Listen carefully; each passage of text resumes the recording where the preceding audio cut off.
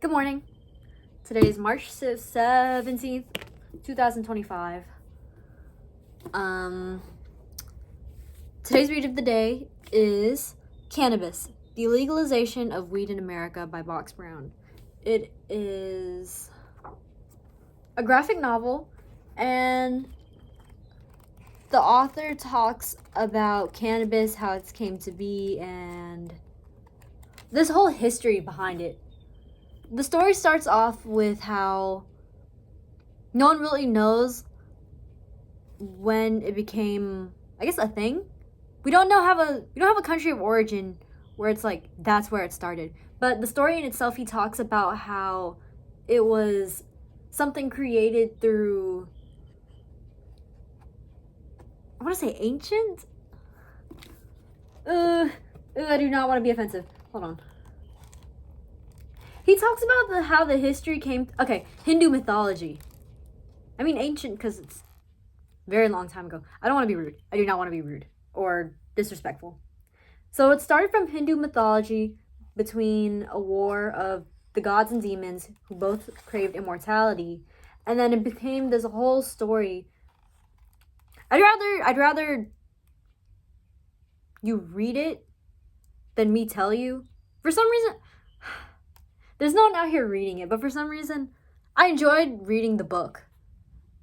For some reason, retelling the story is not going to be the same experience that you will get from reading it. But not everyone's going to have the option to read the book, which is why we make videos and share things. Okay, fine.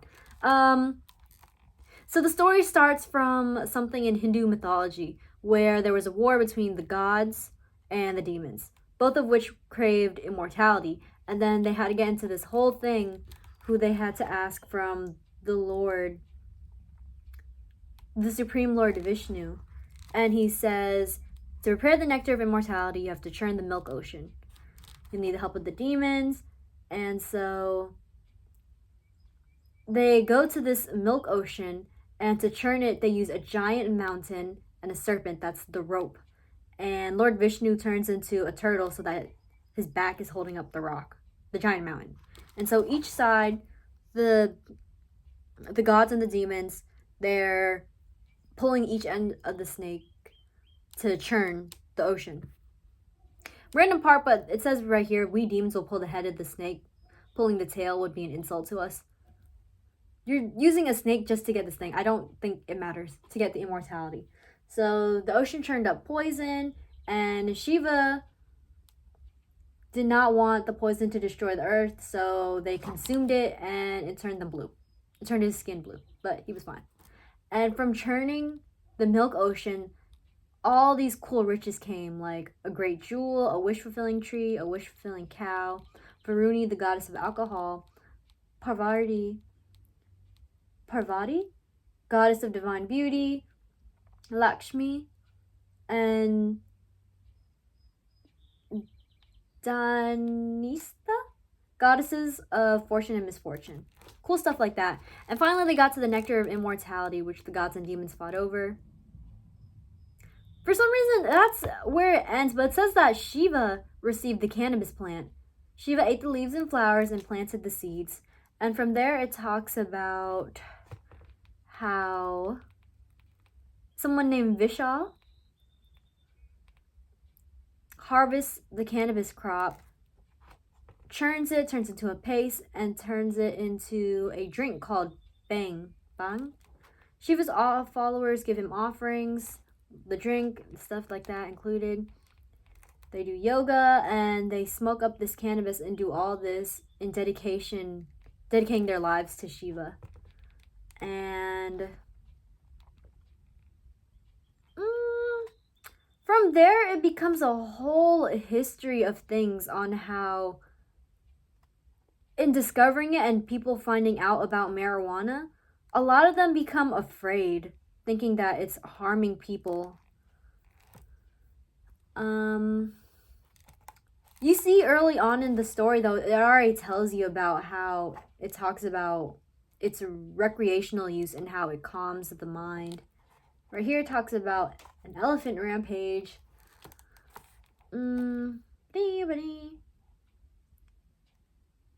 They visited 24 insane asylums in an attempt to prove hemp use Hemp use leads to insanity. Popular idea, but there was no literature on the subject. Couldn't distinguish between hemp-induced mania and regular insanity, which makes sense. Despite this, it remained a common assumption. And we keep talking about it. It's used in hemp oil. It's used in sales.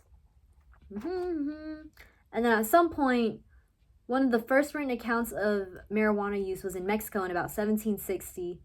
And this got a lot of,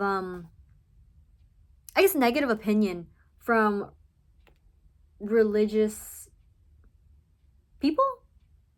People who practiced Catholicism did not like this at all. Oh, wait. Yeah. The use of cannabis grew. It was used as medicine. It was also used in recreation. Cannabis and alcohol were the active ingredients in Stello's asthma cure. Cannabis has made its way to New York. Cannabis culture came with a bad reputation. Homicidal maniacs, satanists.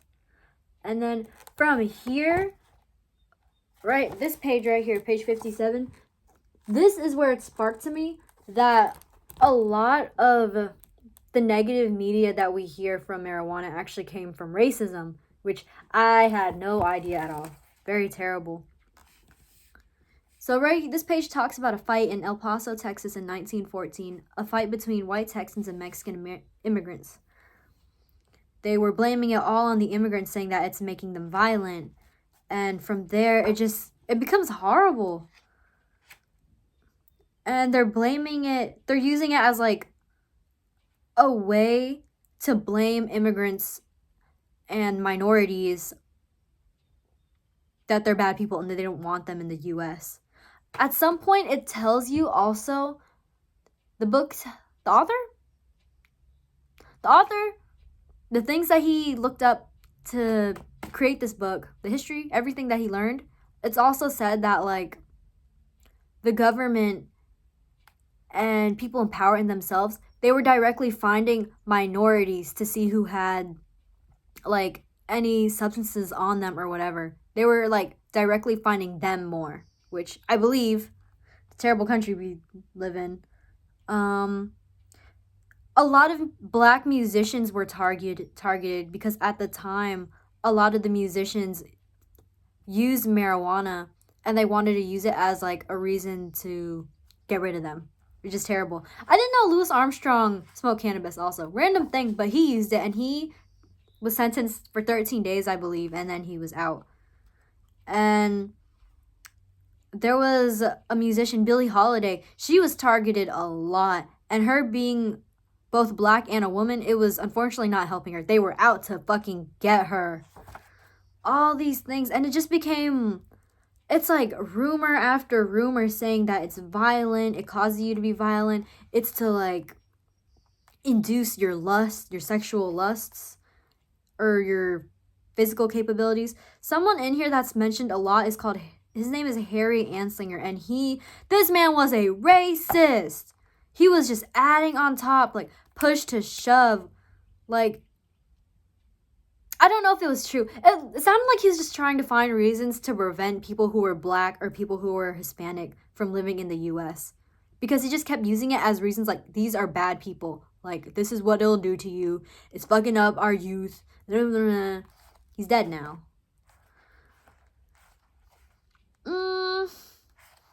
This was a really interesting read. It's interesting to see how much history is behind marijuana. What confuses me, though, is just you see time and time again that studies have shown it doesn't make you violent. It doesn't make you a fucking murderer. You should not be blaming that on...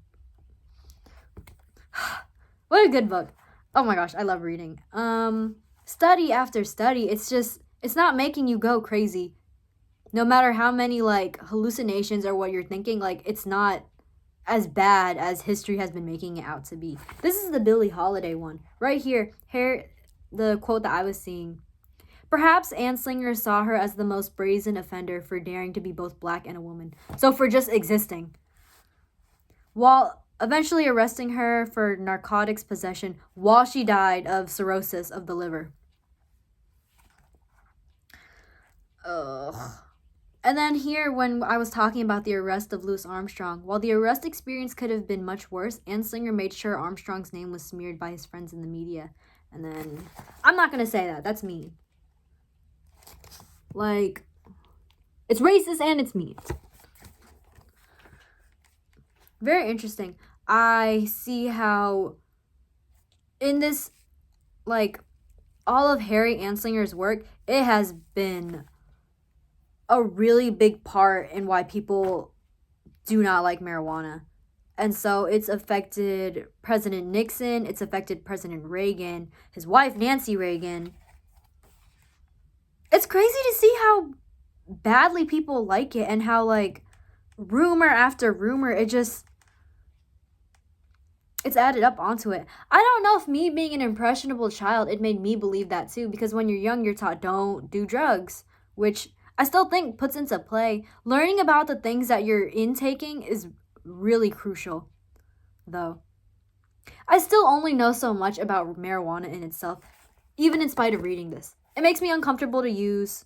I don't use it, and I don't look down on people. I don't think you're a fucking demon for using it, because it's been proven through this book and through history and through research that it's not going to kill you. It's not going to kill you. It's not going to make you a killer. It's not going to make you violent.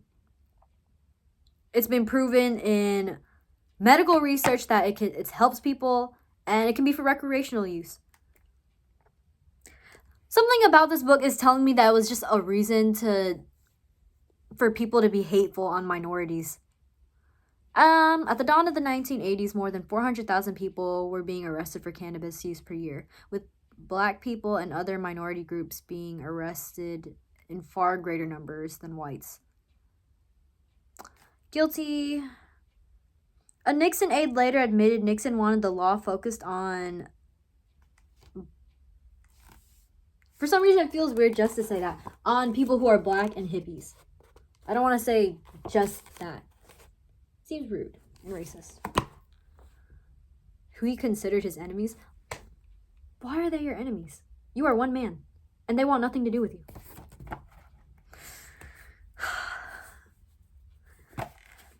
What an interesting book. I would recommend anyone reading this if you want to learn more about marijuana and its history, or just to learn something new in general. The end of the page, I think, is... This is what I want to read.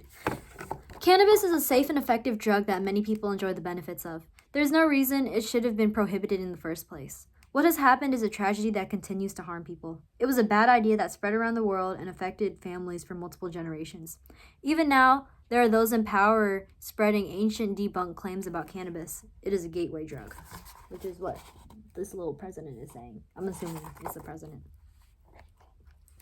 In the future, people will make new, false, and exaggerated claims about cannabis. Well, it does actually make people violent. Marijuana is actually costing us all money, and it does permanent brain damage.